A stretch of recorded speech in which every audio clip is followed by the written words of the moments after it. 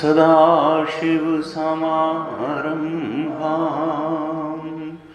शङ्कराचार्यमध्यमाम् अस्मदाचार्यपर्यन्तां वन्दे गुरुपरम्पराम्।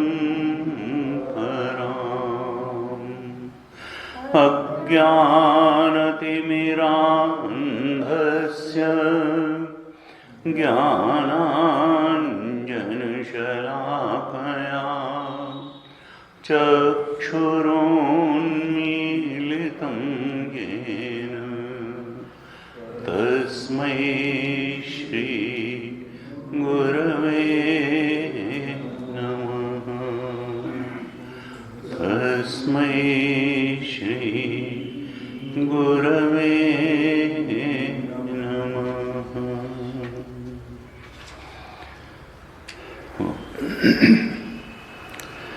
91 श्लोक से पाठ करते हैं। 91वें श्लोक आप दोहराइए।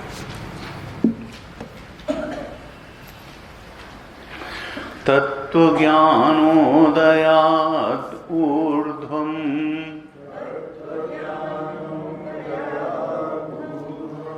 प्रारब्धं नैव विद्यते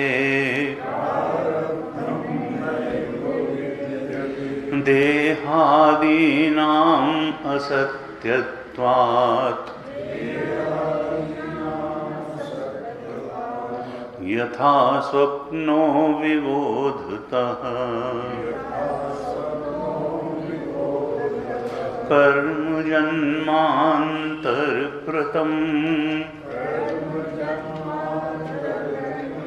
प्रारब्धमिति कीर्तितम् तत्तु जन्मान्तर अभावात् पुंसो नैवास्ति कर्हिचित् स्वप्नदेहो यथाध्यस्तः तथैवायं हि देहकः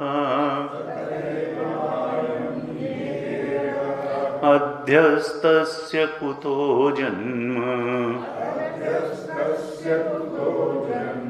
जन्माभावे हि तत्कुतः उपादानं प्रपञ्चस्य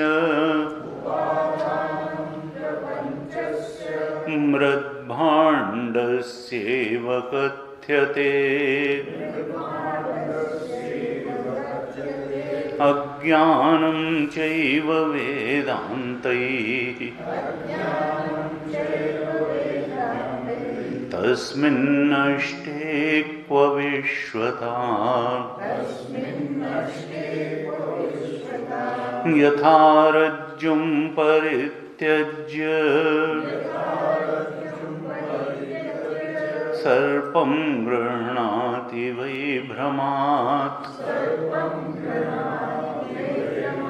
तद्वत् सत्यम् अविज्ञाय जगत् पश्यति मूढधीः रज्जुरूपे परिज्ञाते सर्पभ्रान्तिर्न तिष्ठति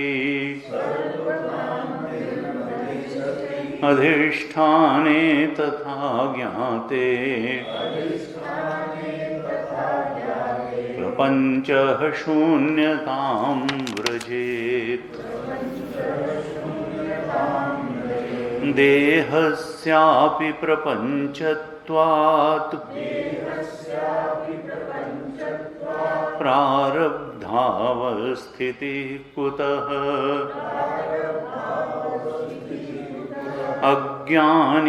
अज्ञानिजनबोधार्थ प्रारब्धं वक्ति वै श्रुतिः क्षीयन्ते चास्य कर्माणि तस्मिन् दृष्टे परावरे बहुत्वं तन्निषेधार्थं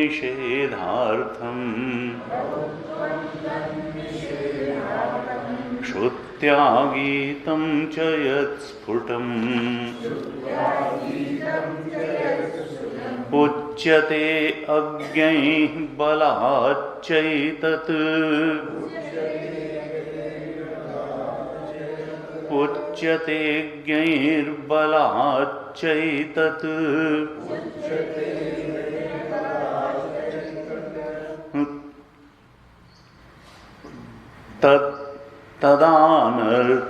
तदानर्थद्वयागमः उच्यते ज्ञैर्बलाच्चैतत्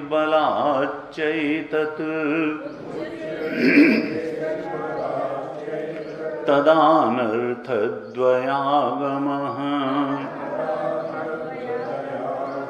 वेदान्तमतहानं च यतो ज्ञानमिति श्रुतिः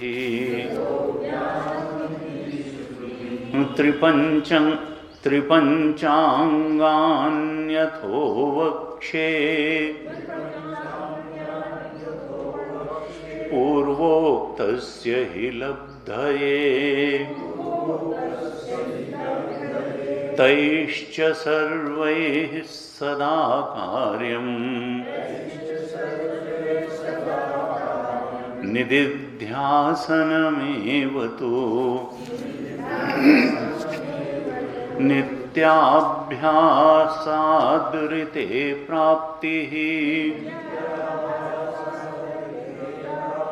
न भवेत् सच्चिदात्मनः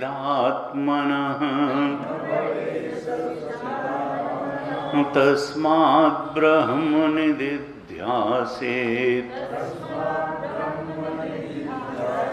जिज्ञासुः श्रेयसे चिरम् यमो हि नियमस्त्यागः मौनं देशश्च कालता आसनं मूलबन्धश्च देहसाम्यं च दृक्स्थितिः प्राणसंयमनं चैव प्रत्याहारश्च धारणा आत्मध्यानं समाधिश्च प्रोक्तान्यङ्गानि वैक्रमात् सर्वं ब्रह्मेति विज्ञानात् इन्द्रियग्रामसंयमः यमः अयम् इति सम्प्रोक्तः यमो यमिति सम्प्रोक्तो अभ्यसनीयो मुहुर्मुहुः सजातीय प्रवाहश्च विजातीय तिरस्कृतिः नियमो हि परमानन्दः नियमात् क्रियते बुधैः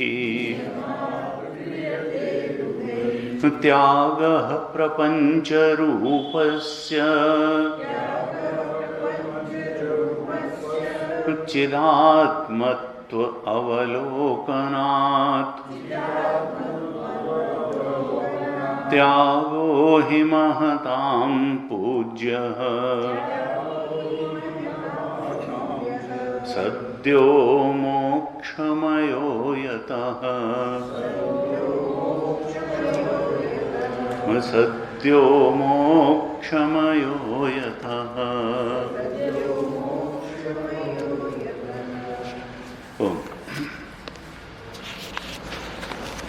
पिछली कक्षा तक हमने 91 श्लोक तक देखा था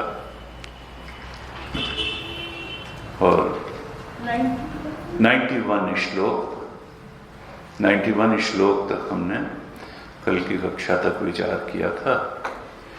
91 श्लोक या 90 श्लोक से ही भगवान शंकराचार्य ने एक नया प्रकरण प्रारंभ किया था, बल्कि 89 श्लोक से ही एक नया प्रकरण प्रारंभ किया था, प्रारब्ध का प्रकरण।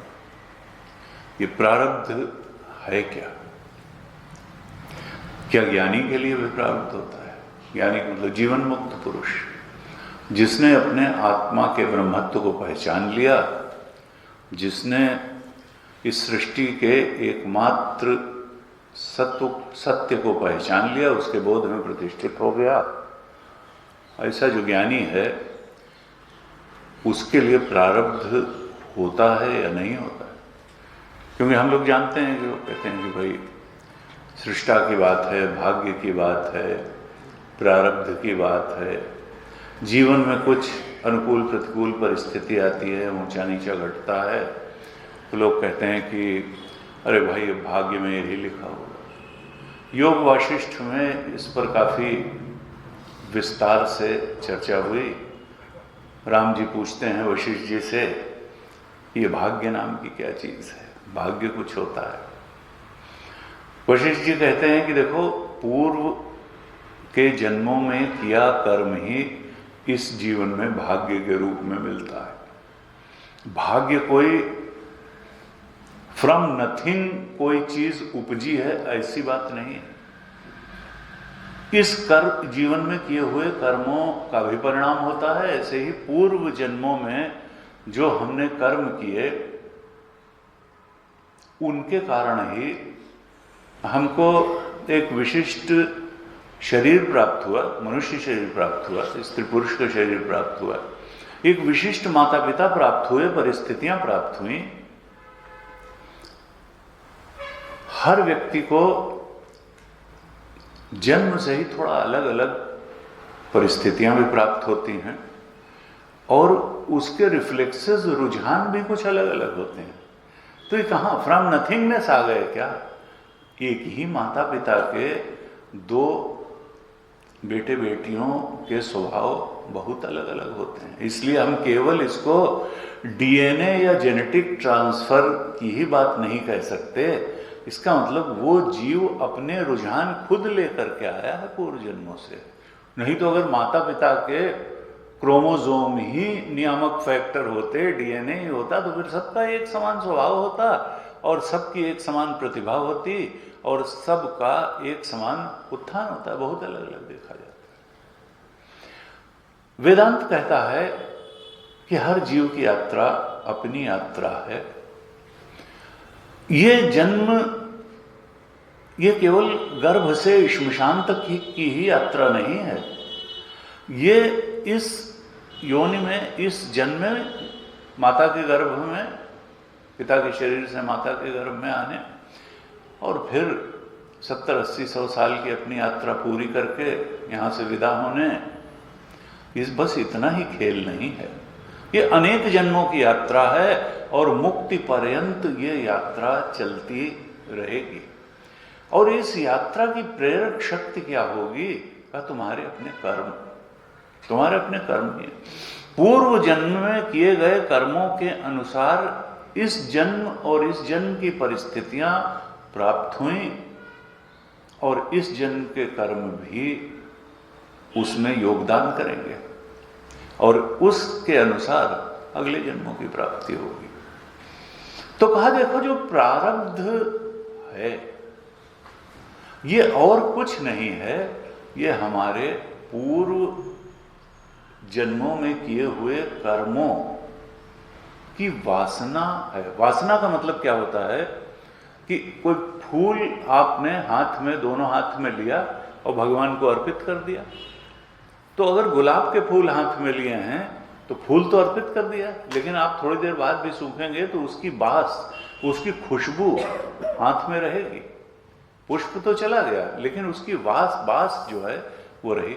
इसी प्रकार से कर्म तो होता है और भोग देकर के समाप्त हो जाता है। हम भूल भी जाते हैं कब क्या कर्म किया, लेकिन अंतःकरण में उसकी वासना, उसके इम्प्रेशन, उसका संस्कार पड़ा रह जाता है और वो संस्कार हमारी वृत्तियों प्रवृत्तियों का नियामक बनता है। अगर अनुकूलता का भोग हुआ होगा, उस कर्म के फलस्वरूप अनुकूल परिस्थितियां बनी होंगी और उनमें हमको सुख की प्राप्ति हुई होगी उस परिस्थिति में, तो सद्वासना बनेगी और जब वैसी परिस्थिति आएगी तो हम उस परिस्थिति को पाने के लिए लालायित होंगे। और अगर हमको उस परिस्थिति में कुछ दुख मिला होगा तो दुर्वासना बन जाएगी। उससे जब भी वो परिस्थिति हम उसको अवॉइड करना चाहेंगे। ये चीजें जीवन में ना रह पाए, ये आ जाए। तो कहा ये जो वासना है ये सूक्ष्म शरीर में इंप्रेशन के रूप में पड़ी रहती है और ये सब वासनाओं का पुंज मिल करके ही अज्ञान कहलाता है, अविद्या कहलाता है।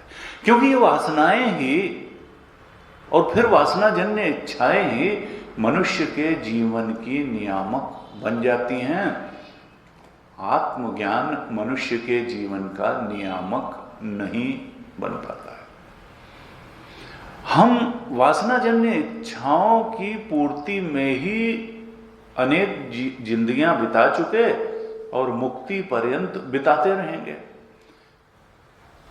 वास्तव में हमारे कर्म वासनाजन्य इच्छाओं से प्रेरित नहीं होने चाहिए। आत्मा को जान करके और डिवाइन इंस्पिरेशन से कर्म होने चाहिए। शास्त्र ये कहता है इच्छा पूर्ति, जीव की इच्छा की पूर्ति के लिए जीव की इच्छाएं कर्म की प्रेरक नहीं होनी चाहिए, परमात्मा की प्रसन्नता हमारे कर्मों की प्रेरक होनी चाहिए।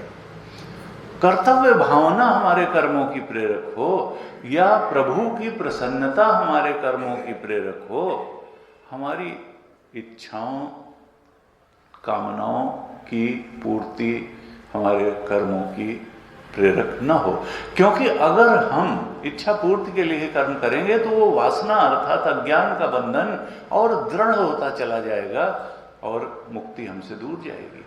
जैसे जैसे हम कर्तव्य परायण और प्रभु की प्रसन्नता के लिए कर्म करते हैं, वो वासना पुंज ढीला पड़ता चला जाता है, अज्ञान का बंधन क्षरित होता चला जाता है, और फिर एक दिन जब वो पूरी तरह से नष्ट हो जाता है, व्यक्ति वासना मुक्त हो जाता है, तो बस फिर आत्मा के सच्चे स्वरूप ही हमारा स्वरूप है। इस रूप में अपने अस्तित्व को पहचान लेता है और यही तो मुक्ति है।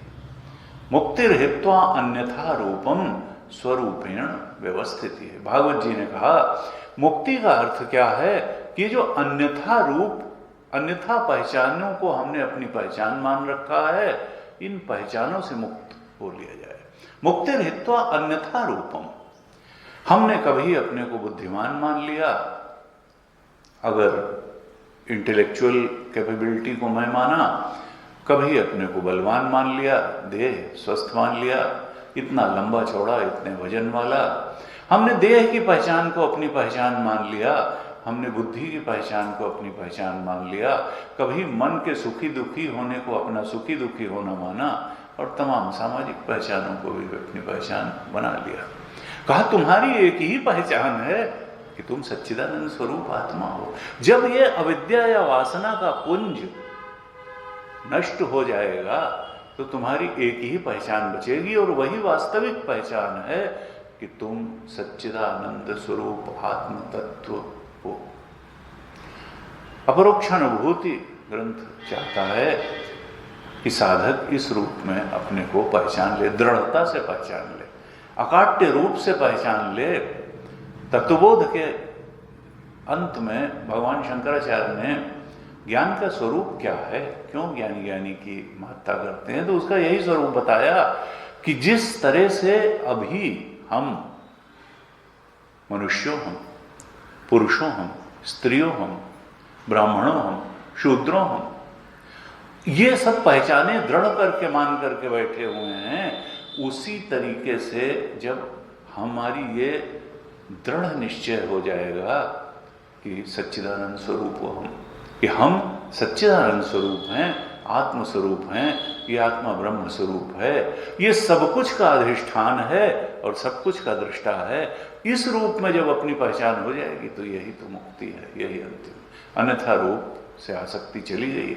ऐसा नहीं है कि हमारा शरीर नष्ट हो जाएगा या हम भूल जाएंगे, भले बुरे की पहचान नहीं होगी, अपने पराये की पहचान नहीं होगी, सब पहचान रहेगी, लेकिन हम जान लेंगे कि ये बस पहचान भर है, ये सत्य नहीं है, ये प्रतीति है, ये प्रतीति है। एक संत ने कहा कि देखो ये जीव चार बातों में कंफ्यूज्ड रहता है जीवन में।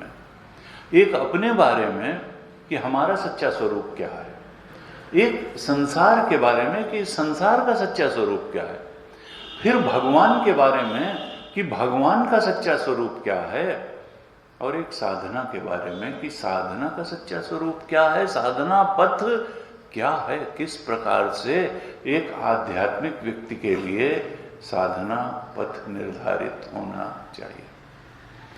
और जब इन चारों की खोज करने निकलता है वेदांत की, सद्गुरु की शरण में जाकर के, तो चारों का सत्य एक ही निकलता है। जीव जब अपने स्वरूप की खोज के लिए निकलता है कि ये मेरा सच्चा स्वरूप क्या है, तो पता चलता है सच्चिदानंद स्वरूप आत्मा ही तुम्हारा स्वरूप है।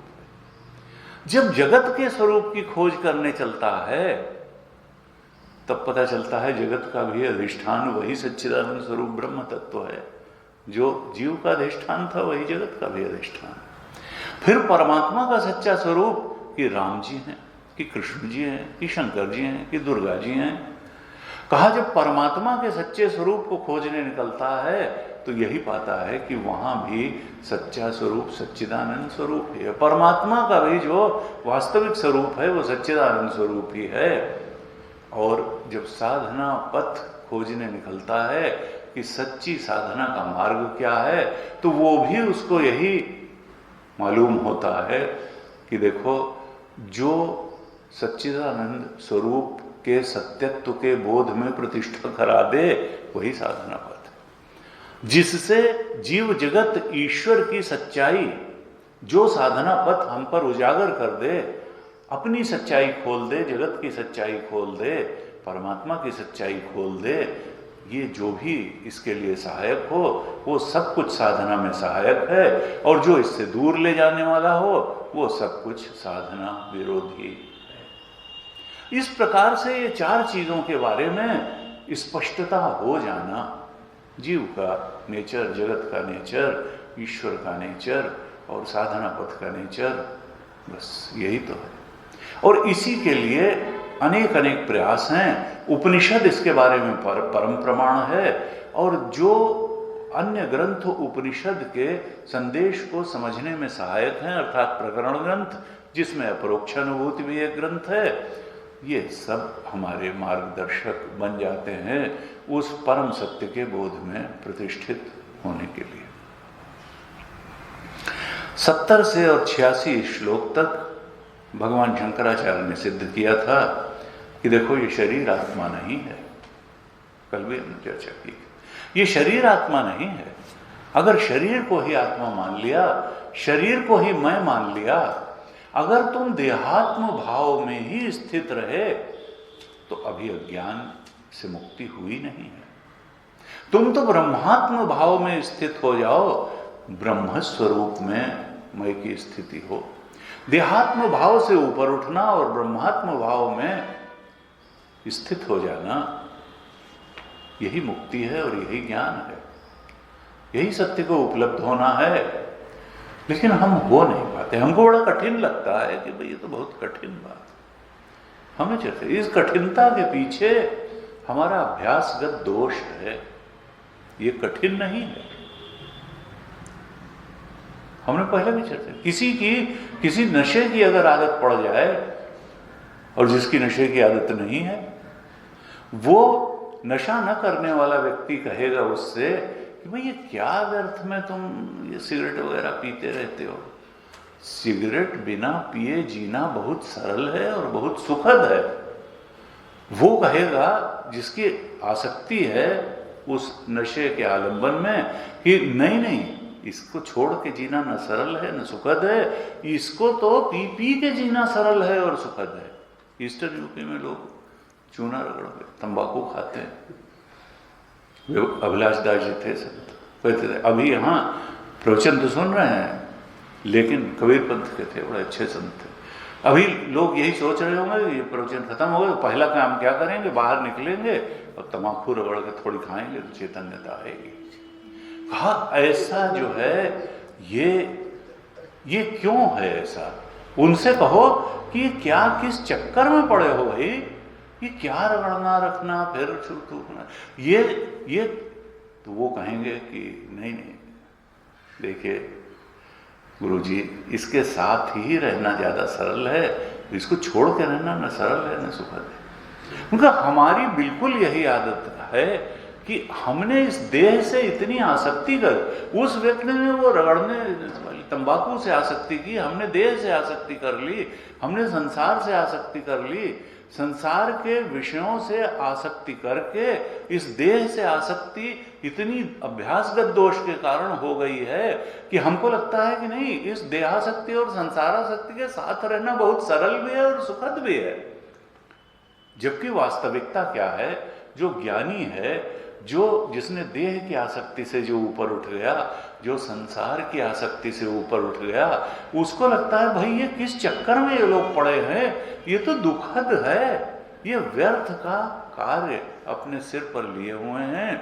असल में आसक्ति को छोड़ करके, फिर वो देहासक्ति हो या संसार आसक्ति हो, जीना बहुत सरल भी है और बहुत सुखद भी है, क्योंकि आत्मा आनंद स्वरूप है। विषयों में जो आनंद की प्रतीति होती है वो भी असल में आत्मा से ही आती है। विषय तो जड़ है, उसमें कहां से आनंद होगा? आनंद तो चेतन का धर्म है। जड़, ये दीवाल को आनंद नहीं होता, आनंद हमको होता है क्योंकि हम चेतन हैं। आनंद चेतन ही अनुभव कर सकता है और आनंद चेतन का ही धर्म है और चेतन ही सत्य भी है। सत्य चित्त आनंद।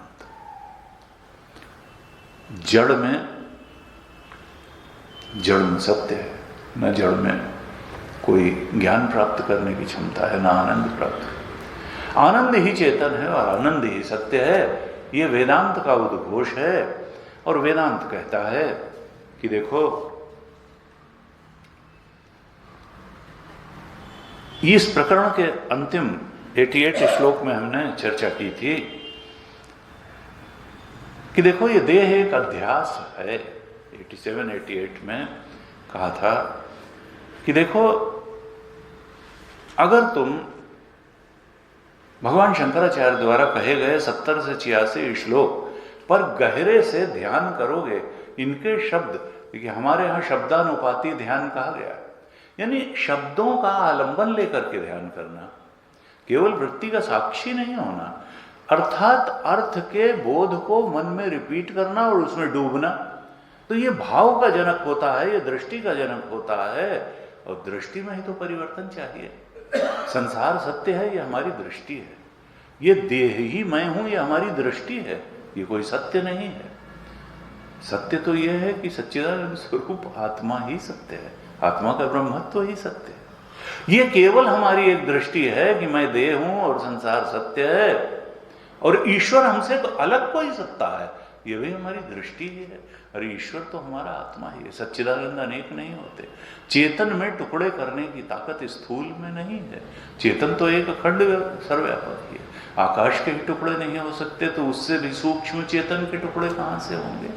ऐसा हमारा ये स्वरूप है, यही परमात्मा।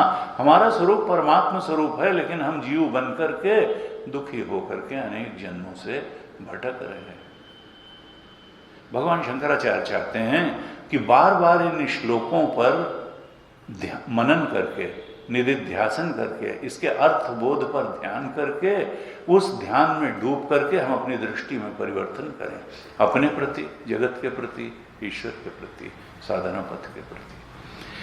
ऐसा जब हम करेंगे तो हमको आत्मा के सच्चे स्वरूप का ज्ञान हो जाएगा और ये जो अज्ञान था, जो वासना का पुंज था, ये उसी सच्चिदानंद स्वरूप आत्मा में लीन हो जाएगा।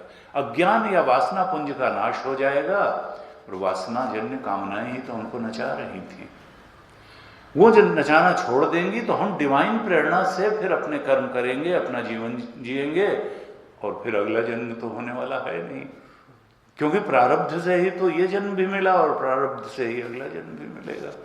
अगर वासना पुंज ही क्षीण हो जाए, अज्ञान ही क्षीण हो जाए, तो जो स्टोर हाउस था अगले जन्म के कर्मों का, वही कहां रहा? तो कहा देखो, सर्वम आत्मतया ज्ञातम जगत स्थावर जंगम। जब सब कुछ को आत्म स्वरूप से जान लिया जाता है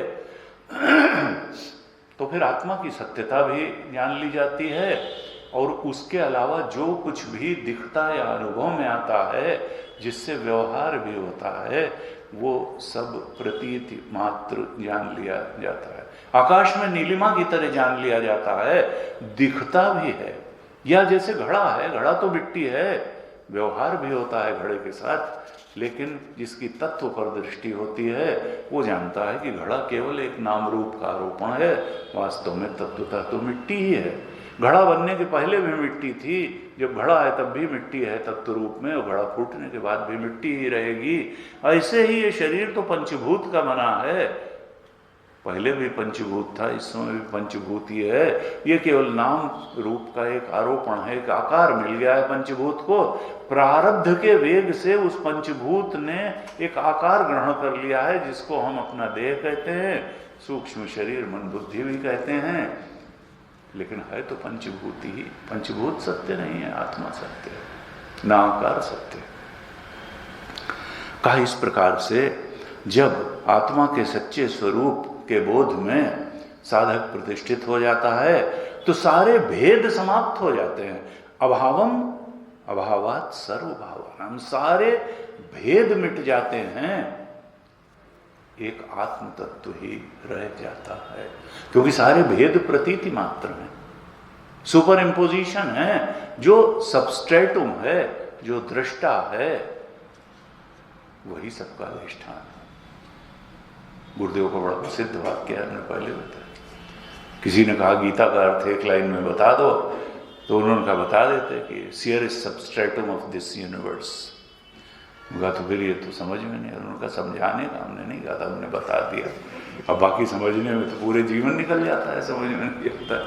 जो दृष्टा है, जो सब कुछ का दृष्टा है, जो हमारी वृत्तियों का, विचारों का दृष्टा है, जो सुख दुख का भी दृष्टा है, जो शरीर के बचपन किशोरावस्था जवानी बुढ़ापे का भी दृष्टा है, जो संसार के अनेक भेदों और परिवर्तनों का दृष्टा है, जो दृष्टा है, जो लिप्त नहीं है, जो ज्ञाता मनता भोक्ता करता नहीं है, जो केवल डिस्टेंट ऑब्जर्वर है, जो अनअटैच्ड ऑब्जर्वर है, जो ज्ञान तत्व हमारे अंदर है, असल में वही सब कुछ का अधिष्ठान भी है। वो हमारा भी अधिष्ठान है, वो जगत का भी अधिष्ठान है, और ईश्वर का स्वरूप भी वही है। जो सीयर है, जो दृष्टा है, निर्लिप्त दृष्टा है, जो हमारा स्वरूप है, और वो स्वरूप इस देह या मन बुद्धि में कैद नहीं है, वो दृष्टा, वो ज्ञान तत्व, वो ज्ञान तत्व एक अखंड सर्वव्यापक ज्ञान तत्व है, वो सत है, और वही आनंद है। उसके अलावा जो कुछ है वो प्रतीति मात्र है, ये वेदांत का उद्घोष है। कहा अभावात सर्वभावानाम देहस्य च आत्मता कुता, जब उसके अलावा, उस एक अखंड सर्वव्यापक चेतन तत्व के अलावा किसी चीज की वास्तविक सत्ता ही नहीं है, तो ये देह में मैं भाव कहां करके कहां से बैठे हुए हो? देह में मैं भाव तुम्हारी भ्रांति है। ऐसे कहा था। कहा हे साधक, तुम बार बार ब्रह्म तत्व का चिंतन करते रहो, यही तुम्हारे जीवन का मुख्य कार्य है। बाकी कार्य काम चलाऊ है। इस देह को चलाने के लिए थोड़ा धन भी चाहिए, थोड़ा रहने के लिए घर स्थान भी चाहिए, आने जाने के लिए व्हीकल भी चाहिए, कुछ संबंध भी चाहिए, उसको नकारना नहीं है। लेकिन ये सारी बातें देह के लिए हैं और देह तक हैं। एक ऐसी सत्ता भी है, एक ऐसा सत्य भी है जो इस देह के पहले भी था और इस देह के बाद भी रहेगा। उस सत्य के बोध में प्रतिष्ठित हो जाना वास्तव में मनुष्य जीवन का परम लक्ष्य है, और इसी के लिए मनुष्य देह में आया है। वो सबसे ऊंची प्राप्ति है जिसकी इस मनुष्य जीवन में ही प्राप्ति हो सकती है, और उसको कर लेने के लिए उपनिषद आह्वान करता है। इह चेद वेदी दत्त सत्यमस्ति न चेद इह अवेदीन महति विनष्टि। केनोपनिषद में कहा कि उस तत्व को हे साधक तुम जान लो, क्योंकि अगर उस तत्व को जाने बिना तुम इस संसार से विदा हो गए, इस देह का काल पूरा हो गया, तो समझो तुमने अपना कल्याण नहीं किया, तुमने अपना बहुत बड़ा अहित कर लिया। क्योंकि इस मनुष्य जीवन में तुम उस बोध को उपलब्ध हो सकते थे और तुम नहीं हुए। इसलिए पूरा प्रयास करो कि उस सत्य के बोध में उपलब्ध हो जाओ। कहा आत्मानम, यहाँ 89 श्लोक में कहा था कि हे साधक आत्मानम सततम जानम, तुम सदा आत्म विचार करो। कालम नय महामते, हे महामती, तुम्हारा अगर मन इधर झुक गया है तो तुम अब जीवन का शेष काल उस ब्रह्म चिंतन को करते हुए व्यतीत करो। प्रारब्धम अखिलम, क्योंकि प्रारब्ध पर्यंत ये देह कहीं जाने वाला नहीं है। हमने पिछली कक्षा में चर्चा की थी कि योग दर्शन में कहा कि ये प्रारब्ध 3 बातों का नियामक होता है जीवन में, जाति, आयु और भोग। ये प्रारब्ध पूर्व जन्म के कर्मों के वेग के कारण, प्रारब्ध के कारण ये शरीर मिला। जाति का अर्थ था कि मनुष्य की देह, स्त्री पुरुष की देह, ऐसे। जाति क्या है? गाय की देह मिल जाती हमको मनुष्य, इसका मतलब कुछ अच्छे कर्म रहे हो। कहा जाति का निर्धारक प्रारब्ध होता है, आयु का निर्धारक भी प्रारब्ध है। जब तक प्रारब्ध होगा, डॉक्टर भी मिलेगा, दवाई भी असर करेगी, कहीं जाएगा नहीं, बहुत परेशान होने की जरूरत नहीं है। और प्रारब्ध पूरा हो जाएगा तो बड़ा सोड़ा डॉक्टर भी कुछ कर वर नहीं पाएगा। कहा, योग दर्शन कहता है देखो तुमको कौन से शरीर प्राप्त होगा, जाति का निर्धारक प्रारब्ध है, आयु का निर्धारक भी प्रारब्ध है, और भोग का निर्धारक भी प्रारब्ध है। तुमको जीवन में क्या अनुकूल भोग मिलेंगे, क्या प्रतिकूल भोग मिलेंगे। कहते हैं ना, कर्म प्रधान विश्व रचि राखा, जो जिस तरह तो तस फल चाखा। पूर्व जन्मों में जैसा करके आए, इस जन्म में जैसा कर रहे हैं, निश्चित रूप से वैसी ही अनुकूल प्रतिकूल परिस्थितियां प्राप्त होंगी, वैसा ही सुख दुख भी प्राप्त होगा। इसलिए जाति, आयु और भोग, इनका नियामक तीनों का प्रारब्ध है। तो कहा देखो, अनुकूल भोग आता है तो मान लो कि हमारा ही वो कर्म का परिणाम है, किसी अन्य को दोष मत दो, प्रतिकूल भोग के लिए भी और अनुकूल भोग के लिए भी। अगर दुखद परिस्थिति आई है तो पहली बात तो अपनी जिम्मेदारी स्वीकार करो कि हमारा ही कोई कर्म ऐसा हुआ होगा जिसकी वजह से आई, और सुखद आई है तो सुखद परिस्थिति में बहुत हर्षित मत हो जाओ, दुखद परिस्थिति में बहुत उद्विग्न न हो जाओ। 89 श्लोक में कहा, प्रारब्धम अखिलम भुंजन उद्वेगम कर्तुम न उद्योगम कर्तुम अर्हसि। तुम तो प्रारब्ध का भोग करते हुए शेष जीवन बिताओ, कैसे ब्रह्म चिंतन करते हुए, और उद्विग्न मत हो, चिंतित मत हो। यहां चिंता करने लायक कुछ नहीं है। जिसकी कोई वास्तविक सत्ता ही नहीं है, उससे कैसा राग करना और कैसा द्वेष करना और कैसे क्यों उसकी चिंता में डूबना। This too will pass away, ये सब चला जाएगा। तब कुछ समय के लिए होती है परिस्थिति, उसके बाद सपने जैसी लगती है। इंटर में लड़का पढ़ता है, एक बात में बैक पेपर आ गया तो लगता है जैसे दुनिया उलट पलट गई, तो बाद में याद भी नहीं आता है कि वो बात थी क्या। तो कहा कि देखो ये काल है, काल के गाल में सब विलीन हो जाता है, न तुमको याद रहता है न किसी को याद रहता है वो चीज। उस समय बहुत बड़ी परिस्थिति लगती है जब होती है। कहा कि प्रारब्धम अखिलम भुंजन उद्वेगम कर न उद्वेगम कर तुम्हारे से, तुम अपने प्रारब्ध का भोग करते हुए बिना उद्विग्न हुए जो शेष जीवन का समय है उसको व्यतीत करो। लेकिन याद रखो कि परम कर्तव्य यह है कि आत्मा के सच्चे स्वरूप का चिंतन जरूर करते रहो। आत्मानम सततम ज्ञानम, सदा आत्म विचार करते हुए शेष जीवन को बिताओ। ऐसे कहा कि देखो 90 श्लोक से भगवान शंकराचार्य कहते हैं, वही शास्त्रों में सुना जाता है कि उत्पन्ने आत्मविज्ञाने प्रारब्धम नैव मुंचति। जब आत्मविज्ञान, आत्मा के सच्चे स्वरूप का ज्ञान हो जाता है, तब भी ज्ञानी का भी प्रारब्ध बना रहता है। ऐसा लोग कहते हैं। ज्ञानी की कोई डेथ तो हो नहीं जाती, आयु तो उसकी प्रारब्ध पर्यंत चलती है। और तो ये प्रारब्ध ज्ञानी के लिए है या ज्ञानी के लिए नहीं है। 90 में ये प्रश्न उठाया और फिर 91 में हमने कल चर्चा की थी। भगवान शंकराचार्य निर्णय देते हैं कि देखो, तत्व ज्ञान उदयात ऊर्ध्वम प्रारब्धम नैव विद्यते। तत्व ज्ञान उदयात ऊर्ध्वम, तत्व ज्ञान के ऊर्ध्वम अर्थात पश्चात, बाद में, तत्व ज्ञान हो जाने के बाद में प्रारब्धम न एव विद्यते, प्रारब्ध का कोई अस्तित्व नहीं रह जाता। ज्ञानी के लिए प्रारब्ध का कोई मतलब नहीं है। ज्ञानी के कर्म वासनाओं से निर्धारित नहीं होते, वासनाओं की प्रेरणा से नहीं होते। तत्व ज्ञान उदयात ऊर्ध्वम प्रारब्धम नैव विद्यते देहादीनाम असत्यत्वात् यथा स्वप्न विबोधता। ज्ञानी के लिए न तो प्रारब्ध का कोई अस्तित्व रह जाता है और न देह की ही कोई सत्यत्व रह जाता है। देहादीनाम असत्यत्व, न सूक्ष्म शरीर उसके लिए कोई सच्ची चीज रह जाती है, न स्थूल शरीर सच्ची चीज रह जाती है, न जगत के अनेक भेद कोई सच्ची चीज रह जाते हैं।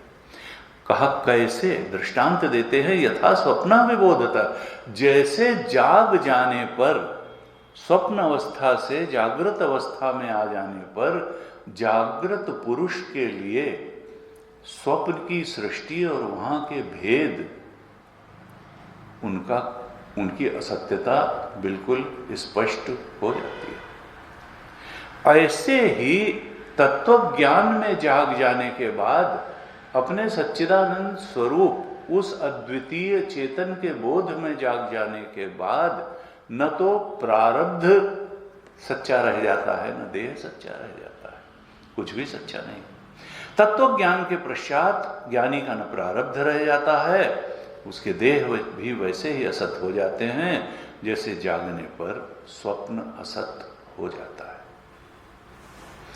कल हमने चर्चा की थी कि देखो, ये जो प्रारब्ध है ये क्या शरीर का होगा? देखो, इस दीवार का कोई प्रारब्ध नहीं है, ये बन के खड़ी है, सीमेंट की बाइंडिंग कैपेसिटी 70-80 साल है, उसके बाद ये झरने लगेगी, ये झरने लगेगी, इसका कोई प्रारब्ध नहीं है। जड़ का कोई प्रारब्ध, और शरीर है जड़, शरीर चेतन नहीं है, यह तो आत्मा के कारण चेतनवत प्रतीत होता है जब तक जीव चेतन इसके अंदर है। जैसे ही सूक्ष्म शरीर जीव चेतन छोड़ के इसको चलेगा, ये तो पंच मिट्टी हो जाएगा, हटाओ मिट्टी। तो कहा कि देखो, प्रारब्ध शरीर का तो हो नहीं सकता क्योंकि शरीर जड़ है, और आत्मा का भी प्रारब्ध नहीं हो सकता क्योंकि प्रारब्ध तो कर्म से, कर्म रूप है प्रारब्ध तो, और आत्मा करता है। आत्मा तो कुछ करती नहीं, आत्मा तो असंग है हर चीज से।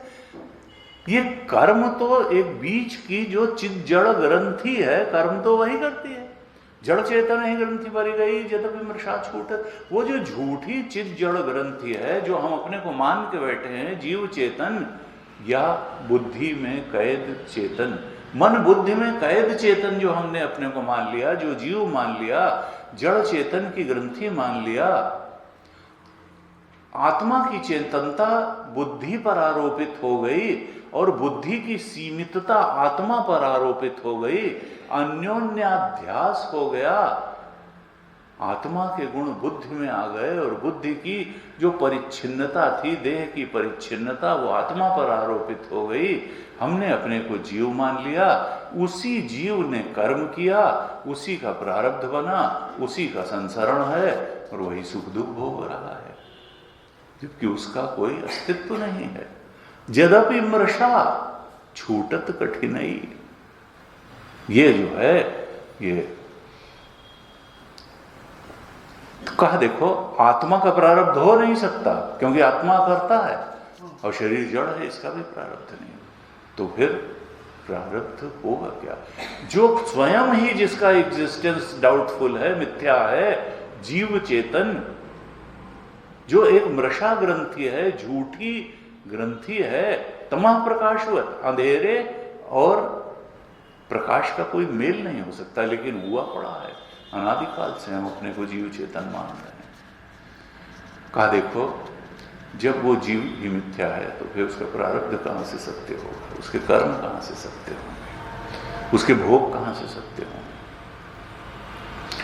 कहा इस तरह से जब ज्ञानी अपने आत्मा के सच्चे स्वरूप में, सच्चिदानंद स्वरूप में प्रतिष्ठित हो जाता है तो जान लेता है मैं आत्म स्वरूप हूं, ब्रह्म स्वरूप हूं, तो प्रारब्ध नाम की कोई चीज ही नहीं। ज्ञान तत्व ज्ञान उदयात ऊर्ध्वम प्रारब्धम नैव विद्यते, तत्व ज्ञान के पश्चात प्रारब्ध नाम की कोई चीज नहीं रह जाती। तो फिर कहते हैं कि अगर ज्ञानी का कोई प्रारब्ध नहीं होता, जीवत्व तो उसमें रह नहीं जाता, क्योंकि जीवत्व तो नष्ट हुआ तभी तो उसको ब्रह्मत्व की प्राप्ति हुई। जीव चेतन के रूप में जब उसने अपनी पहचान खत्म की, जड़ चेतन की ग्रंथि, भिद्यते हृदय ग्रंथि, छिद्यन्ते सर्व संशया, क्षीयन्ते चास्य कर्माणि तस्मिन् दृष्टे परावरे। जब ये ग्रंथि, हृदय ग्रंथि, जीव ग्रंथि का भेदन हो गया, तब उसी जीव चेतन ने अपने को ब्रह्म चेतन के रूप में पहचान लिया। जब ग्रंथि ही चली गई तो प्रारब्ध कर्म भी सब चले गए। प्रारब्ध नहीं है ज्ञानी का। हाँ, एक बात अवश्य होती है, कल भी हमने चर्चा की, वो जो वेग आ गया, कर्मों के वेग के कारण, प्रारब्ध के वेग के कारण एक शरीर प्राप्त हो गया, तो जैसे शिकारी का छूटा हुआ बाण वापस नहीं हो सकता, उसी प्रकार से प्रारब्ध के वेग से मिला हुआ ये शरीर उस प्रारब्ध के वेग पर्यंत चलता रहेगा, ज्ञानी का भी अज्ञानी का भी। ज्ञान होने के बाद भी ज्ञानी इसीलिए मर नहीं जाता है।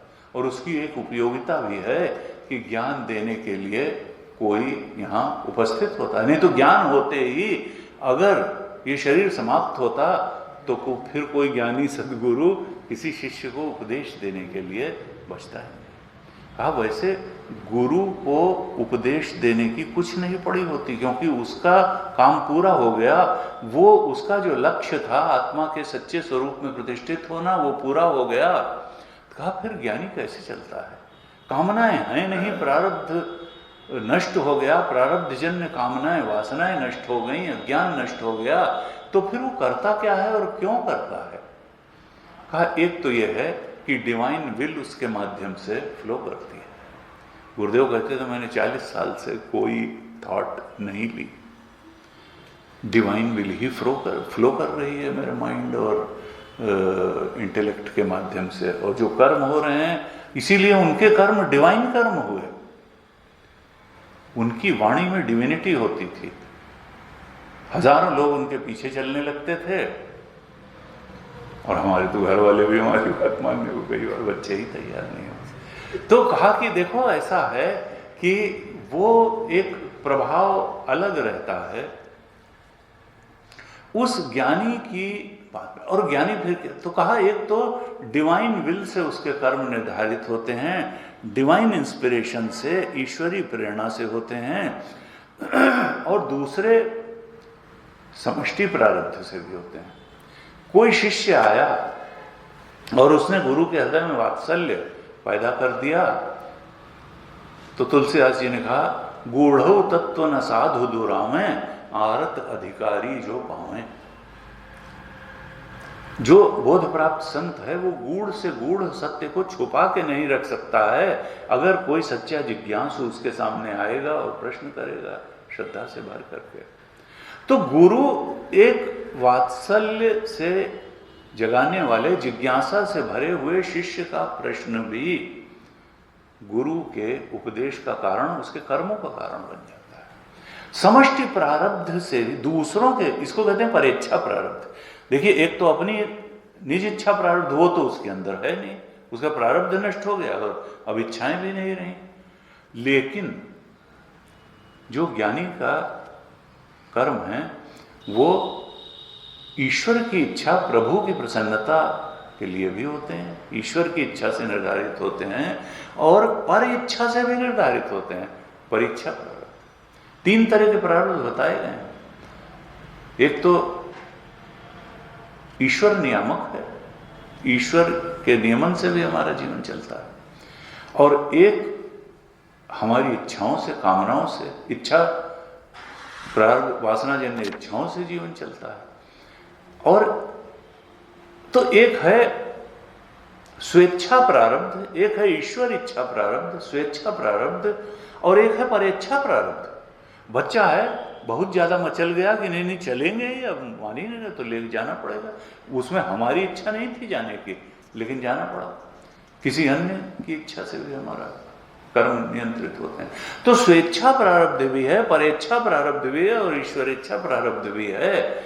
तो ज्ञानी के अंदर स्वेच्छा प्रारब्ध नाम की कोई चीज नहीं होती, लेकिन ईश्वर की इच्छा से उसके कर्म नियंत्रित होते हैं और दूसरों की इच्छा से भी नियंत्रित होते हैं।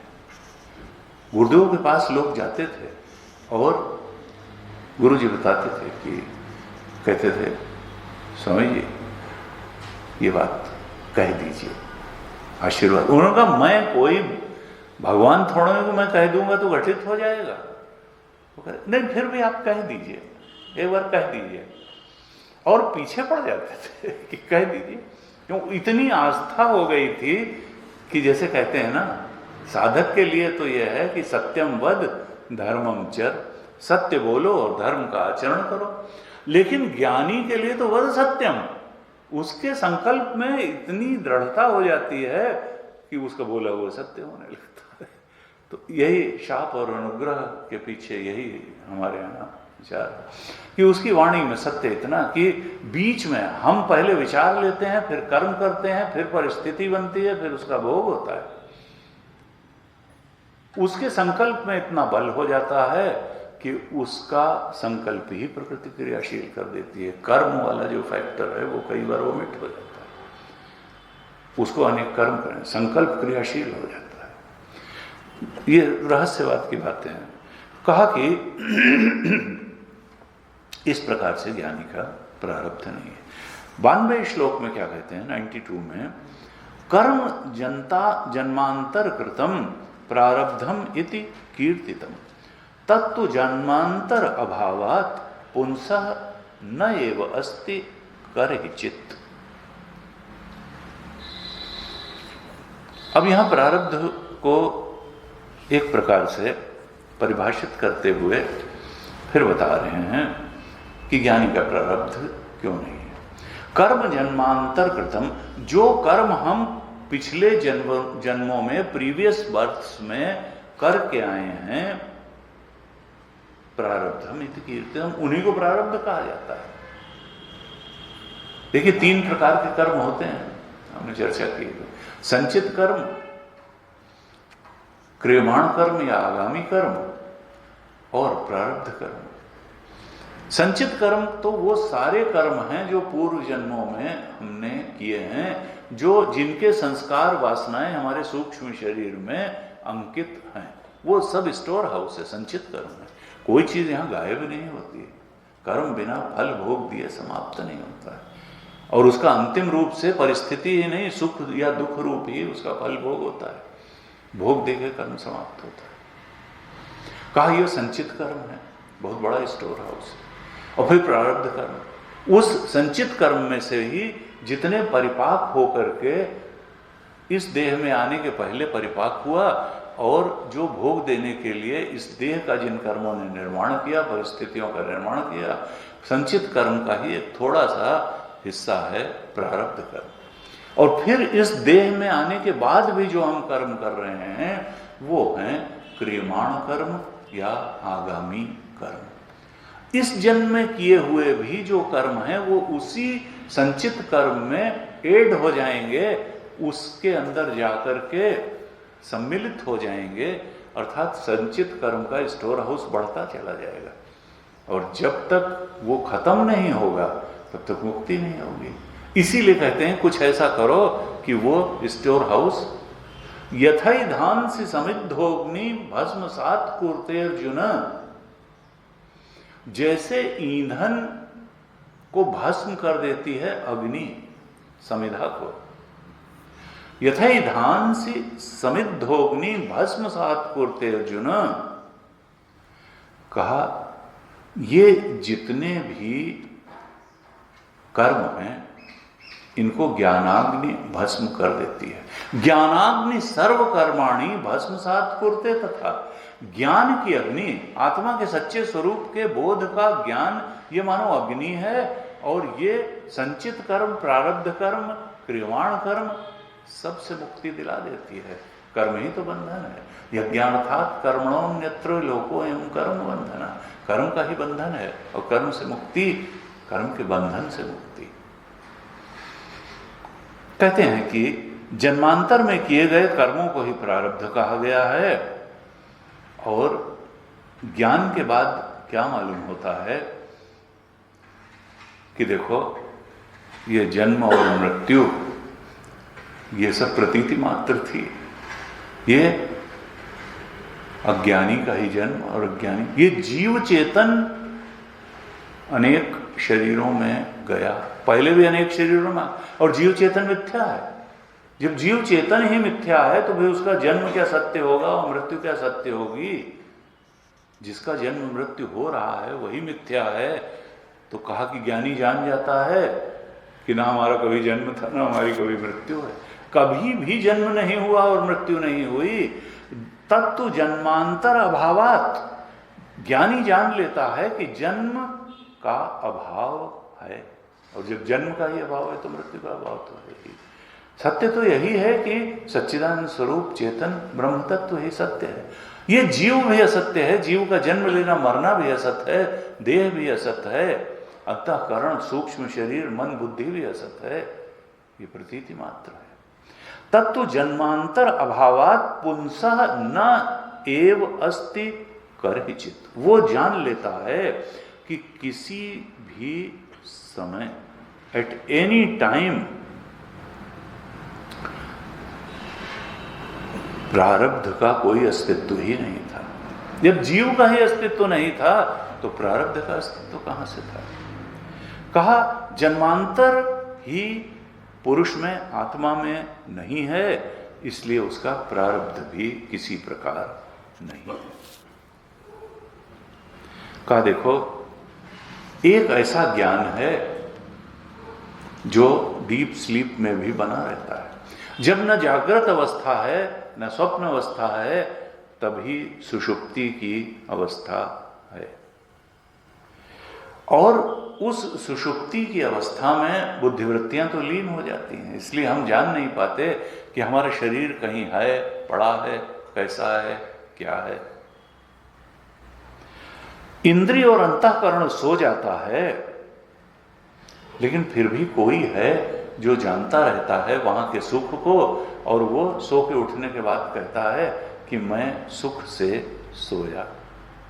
कहा वो ज्ञान तत्व जो सुषुप्ति में भी जागता रहता है, सुषुप्ति में भी जानता रहता है, वो ज्ञान तत्व ही तुम हो। बस जैसे ही जागृत स्वप्न अवस्था होती है, विशेष रूप से जागृत अवस्था, तो तुम बुद्धि में मैं करके बैठ जाते हो। बुद्धि के कर्म को तुम अपना कर्म मान लेते हो, बुद्धि के सोने को अपना सोना मान लेते हो, बुद्धि के सपना देखने को अपना सपना देखना मान लेते हो, बुद्धि के राग द्वेष को तुम अपना राग द्वेष मान लेते हो, बुद्धि के ज्ञान को तुम अपना ज्ञान मान लेते हो। तुम तो जब बुद्धिवृत्तियां लीन होती हैं तब जो ज्ञान है वो हो। देखो ये जागना सोना सपना देखना तुम्हारा नहीं है, ये बुद्धि जो है जागती है सोती है सपना देखती है। तुम तो नित्य जागृत हो, तुम तो चेतन स्वरूप हो, ज्ञान स्वरूप हो, तुम कहां सोओगे, तुम कहां सपना देखोगे, तुम कहां जागृत में भटकोगे। तुम्हारा जागृत स्वरूप ज्ञान स्वरूप ऐसा है कि उसको काल स्पर्श नहीं कर सकता है। देश काल वस्तुएं सब उस पर अध्यसित हैं, अध्यारोपित हैं, सुपर इम्पोज्ड हैं। न देह सत्य है, न देह का कर्तृत्व भोक्तृत्व सत्य है। देह और देह का कर्तृत्व भोक्तृत्व सब अधिष्ठान ज्ञान में जो तुम्हारा स्वरूप है बिना हुए ही भास रहे हैं, प्रतीत हैं। जैसे ठूठ में पुरुष बिना हुए ही भासता है, जैसे मरीचिका में जल बिना हुए ही भासता है, ऐसे ही तुम्हारे उस सच्चिदानंद स्वरूप अधिष्ठान में ये देह और देह का कर्ता भोक्ता पना बिना हुए ही भास रहा है। तत्वज्ञानी की दृष्टि में न प्रीवियस बर्थ है, न ये बर्थ है, न आगामी बर्थ है, जन्मांतर है ही नहीं। जब जन्म ही नहीं तो कर्म कहां से होगा, मृत्यु कहां से होगी। तुलसी बाबा ने लिखा, वंश की राह द्विज अनहित कीन्हे, और कर्म की हो ही स्वरूप ही चीन्हे। कर्म जो है ज्ञानी के लिए कर्म नाम की कोई चीज नहीं रहती, प्रारब्ध नाम की कोई चीज नहीं। तत्वज्ञानी की दृष्टि में जब जन्मांतर ही नहीं तो कर्म कहां है, और जब कर्म ही नहीं तो प्रारब्ध कहां से होगा। ज्ञानी के लिए न उसका अपना शरीर है, न दूसरे किसी शरीर का प्रारब्ध है, न अपने शरीर का प्रारब्ध है। तत्व दृष्टि में प्रारब्ध नहीं होता। इस तरह से 92 श्लोक में बताया। 93 में क्या कहते हैं कि फिर एक बार प्रारब्ध जैसी कोई चीज नहीं है। इसको एम्फेसाइज करने के लिए 93 श्लोक में शंकराचार्य जी कहते हैं, स्वप्न देहो यथाध्यस्त तथा एव अयम ही देह का। स्वप्न देह यथा अध्यस्त, अध्यास तो आप जानते हैं, जैसे रस्सी में सर्प का अध्यास हो जाता है, जो है नहीं लेकिन दिखाई दे रहा है तो अधिष्ठान, और अधिष्ठान ज्ञान न होने से, और ज्ञान थोड़ा तो है मनुष्य की बुद्धि में, तो किसी और रूप में दिखता है। रस्सी है, रस्सी का ज्ञान नहीं है तो सांप रूप में वो दिख रही है, तो सर्प क्या है वहां है नहीं, अध्यस्त है सर्प। कहते हैं इसी तरीके से जैसे स्वप्न देह है, स्वप्न देह, हमको स्वप्न में भी एक देह मिलती है जैसे जागृत में देह, उस देह को हम सपने में भी बचाने की कोशिश करते हैं। अगर बाघ उसको खाने दौड़ेगा तो हम भागेंगे, पेड़ पर चढ़ने की कोशिश करेंगे। तालाब में अगर वो देह डूबने लगेगा तो हम हाथ पैर मारेंगे स्वप्न के देह को बचाने के लिए। एकदम उसी तरह से जैसे हम जागृत में जागृत के देह को बचाने के लिए प्रयत्नशील होते हैं, ऐसे ही स्वप्न में स्वप्न की देह को बचाने के लिए प्रयत्नशील होते हैं।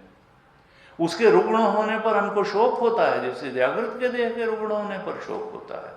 वहां भी अगर स्वप्न में भी धन की हानि हो जाती है तो हम शोकग्रस्त होते हैं, जैसे जागृत में धन हानि होने पर शोकग्रस्त होते हैं।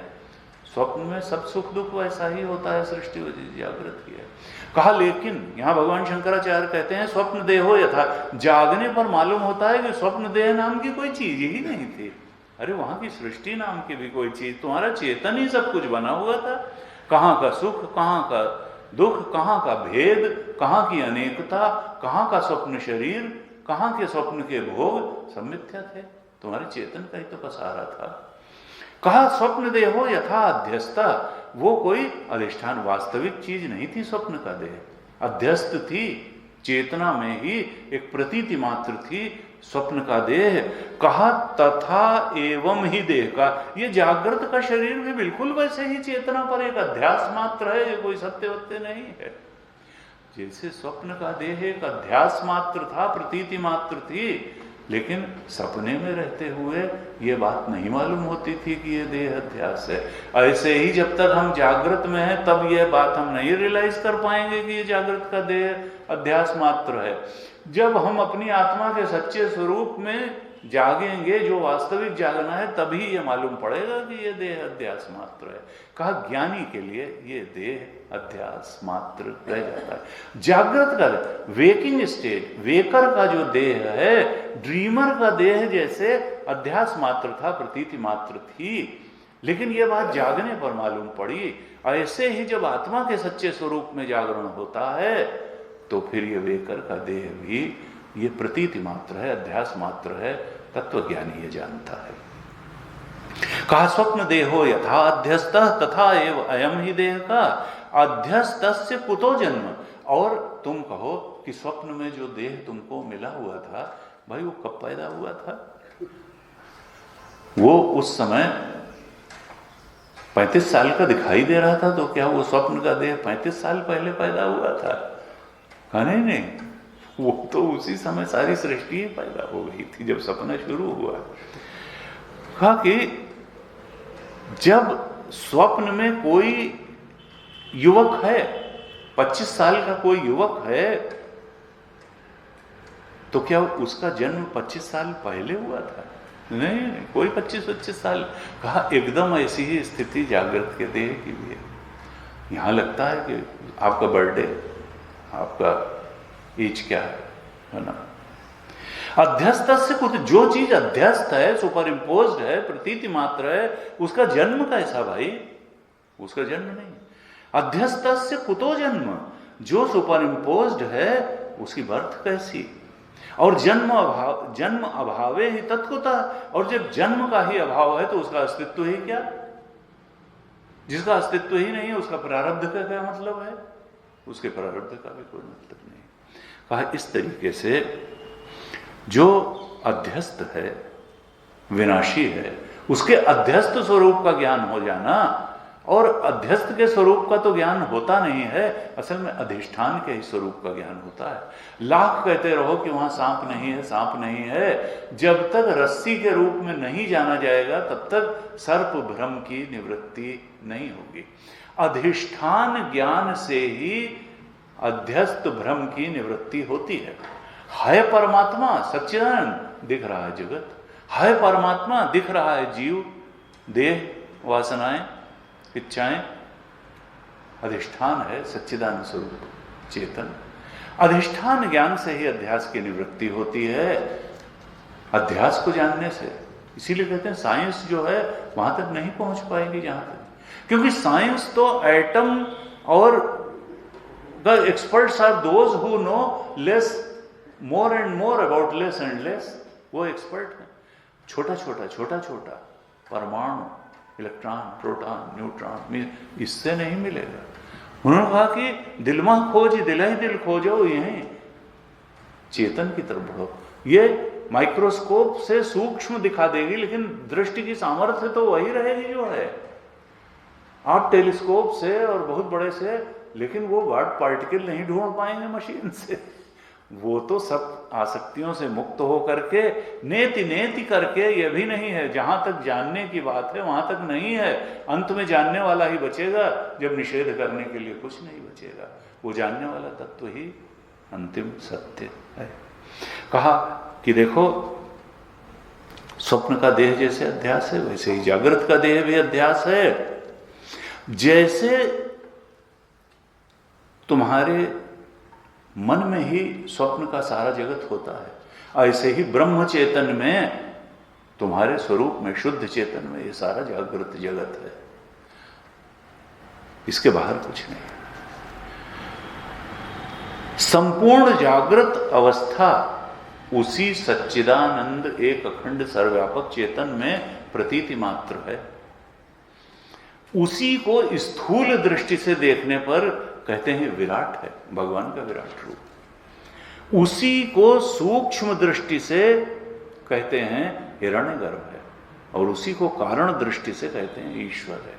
लेकिन वास्तव में न विराट सत्य है, न हिरण्यगर्भ सत्य है, न मायोपराधिक ब्रह्म या ईश्वर ही सत्य है, कारण शरीरधारी ब्रह्म भी सत्य नहीं है।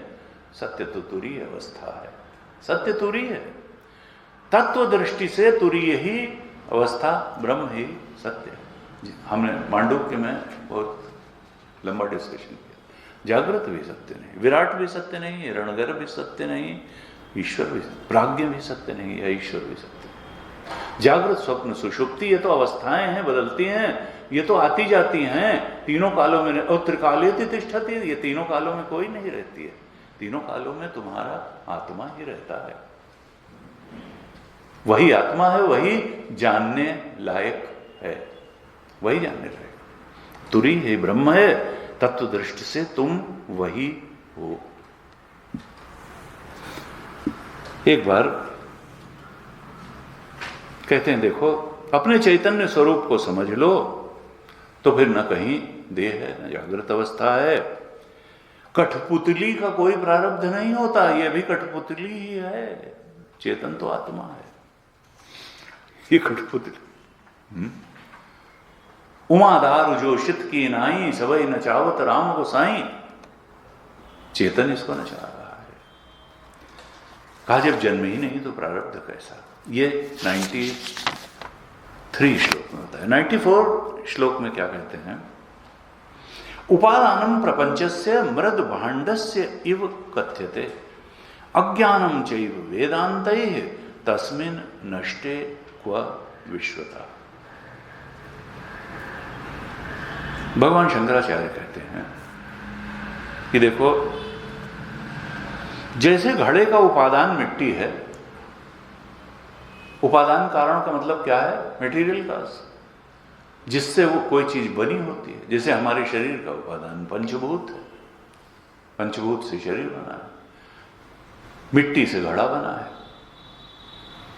आभूषण सोने से बना है, औजार लोहे से बने हैं। औजारों का उपादान कारण लोहा है, आभूषणों का उपादान कारण सोना है, घड़े का उपादान कारण मिट्टी है। उपादान कारण जड़ होता है।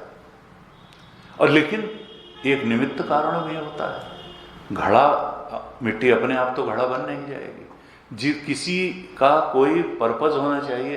तो कुम्हार क्या है? निमित्त कारण। निमित्त कारण हमेशा चेतन होता है, उपादान कारण जड़ होता है।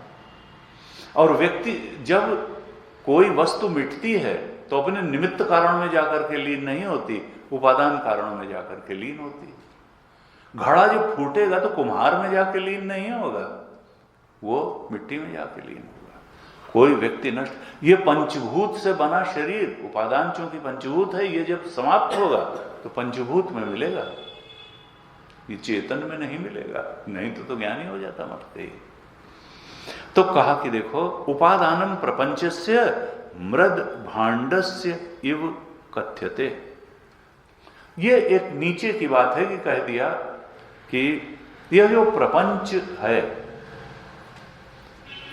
प्रपंच का अर्थ क्या है?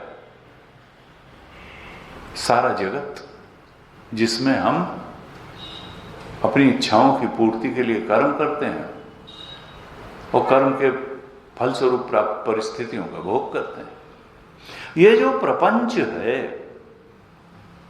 ये प्रपंच का उपादान क्या है? कहा अज्ञानम। जैसे मिट्टी से बने हुए सारे बर्तनों का उपादान मिट्टी है, उसी तरह से इस सारे प्रपंच का उपादान पंचभूत नहीं बता रहे हैं, कहते हैं इसका उपादान क्या है? अज्ञान। अज्ञानम चैव वेदांतैः ही। वेदांत में कहा जाता है कि इस प्रपंच का जो उपादान कारण है वो अज्ञान है, अज्ञान से बना हुआ है ये, क्योंकि माया से बना हुआ है। माया सत्य नहीं है, अघटित घटना पटी ऐसी माया। कहा प्रपंच का उपादान अज्ञान है। अगर ये अज्ञान नष्ट हो जाए, अज्ञानम च वेदांतैः चैव वेद तस्मिन् नष्टे क्व विश्वता। उस अज्ञान के नष्ट होने से ये विश्व कहां जाएगा? ये अनेकता और भेद कहां जाएंगे? विश्व ही नहीं, यानी प्रतीति मात्र रह जाएगा, इसमें सत्यत्व बुद्धि नष्ट हो जाएगी। आत्म तत्व में ही ये प्रपंच दिखाई दे रहा है और बिना हुए ही दिखाई दे रहा है। वो आत्म तत्व अद्वय तत्व है, एक अखंड सर्वव्यापक है। इस उपादान का, प्रपंच का उपादान अज्ञान है और प्रपंच का अधिष्ठान चेतन ही है, आत्मा ही है। लेकिन उस आत्म तत्व में ये प्रपंच दिखाई दे रहा है। क्यों दिखाई दे रहा है? क्योंकि आत्मा के सच्चे स्वरूप का ज्ञान नहीं है। ज्ञानी को जब आत्मा के सच्चे स्वरूप का ज्ञान होता है कि नहीं, एक अखंड सर्वव्यापक चेतन का ही पसारा है और वो हमारा अपना आपा है, इस रूप में जब आत्म तत्व को पहचानता है तो प्रपंच दिखाई देना क्या बंधु? उसमें सत्यत्व बुद्धि नष्ट हो जाती है। वो जान लेता है कि ये प्रतीति मात्र है। अर्थात अधिष्ठान का अज्ञान नष्ट होने पर ये विश्व कहीं रहे हुए नहीं जाता है, जीवत्व भी कहीं नहीं रह जाता, देह भी नहीं रह जाता। कहते हैं जैसे स्वप्न की सृष्टि का कारण क्या है? स्वप्न में मन अनियंत्रित हो जाता है। अनियंत्रित वासनाओं का, स्मृतियों का अनियंत्रित विलास, यही तो स्वप्न का की सृष्टि का कारण है। निद्रा दोष, अगर डीप स्लीप हो जाए तो स्वप्न न दिखाई दे। अनियंत्रित निद्रा दोष, अनियंत्रित मन, अनियंत्रित वासनाओं का विलास, इसी का नाम तो स्वप्न है। और असल में जागृत भी इसी का नाम है। आत्म तत्व के अज्ञान से ही इसमें प्रपंच भासित हो रहा है। क्या कहना चाहते हैं कि अरे साधक, तुम अपने को संपूर्ण विश्व का अधिष्ठान जानो, ये तुम्हारा अपना आपा केवल तुम्हारे शरीर में कैद चेतन नहीं है, ये सब कुछ का अधिष्ठान है, सर्वाधिष्ठान है, सब कुछ इसमें। सर्वभूतात्म भूतात्मा कुर्वन्नपि न लिप्यते। सारे भूत तुम्हारे, येन भूतानि अशेषेण द्रक्ष्यसि आत्मनि अथो मयि। अर्जुन, तुम सारे भूतों को अपने चेतन में देखोगे या मुझ परमात्मा चेतन में। ऐसा महान महिमावान तुम्हारा चेतन है और तुम अपने को जीव चेतन मान के देह में कैद चेतन मान करके बैठे हो। संपूर्ण विश्व का अधिष्ठान अपने आप को जानो, अपने ब्रह्म स्वरूप को जान लो, तो फिर अधिष्ठान का अज्ञान मिट जाएगा और तब विश्वत्व नाम की कोई चीज नहीं रहेगी। यतो वा इमानि भूतानि जायन्ते, हमने चर्चा 33 में कहा। देखो, उस आनंद ब्रह्म से ही सब कुछ उत्पन्न होता है, उसी में रहता है, उसी से पोषण पाता है, उसी की तरफ दौड़ता है और उसी में लीन हो जाता है। वही आनंद ब्रह्म तुम्हारा स्वरूप है। ये प्रकृति माइक है। मायाम तो प्रकृतिम विद्यात माइनम तो महेश्वरम, वेद का मंत्र है। ये प्रकृति माइक है, सब कुछ माया से बना हुआ है। त्रिगुण और त्रिगुण से उपजा हुआ कुछ भी सत्य नहीं है। सत्य तो ब्रह्म चेतन ही है, ब्रह्माश्रय माया है। माया की अपनी कोई ताकत नहीं होती, वो ब्रह्म की ताकत से ही सत्तावान है। इस प्रकार से कहते हैं कि देखो, अज्ञान के कारण ही उस परम चेतन में, ब्रह्म चेतन में जीवत्व और वासनाओं की प्रतीति है। अज्ञान का अधिष्ठान भी वो ज्ञान स्वरूप आत्मा ही है और जगत का अधिष्ठान भी है। उसको जान लो, बस इसी से मुक्ति है। आज यहीं तक रखते। ओम पूर्णमदः पूर्णमिदं पूर्णात् पूर्णमुदच्यते पूर्णस्य पूर्णमादाय पूर्णमेवावशिष्यते। ओम शांति शांति शांति। हरि ओम श्री गुरुभ्यो नमः। हरि ओम।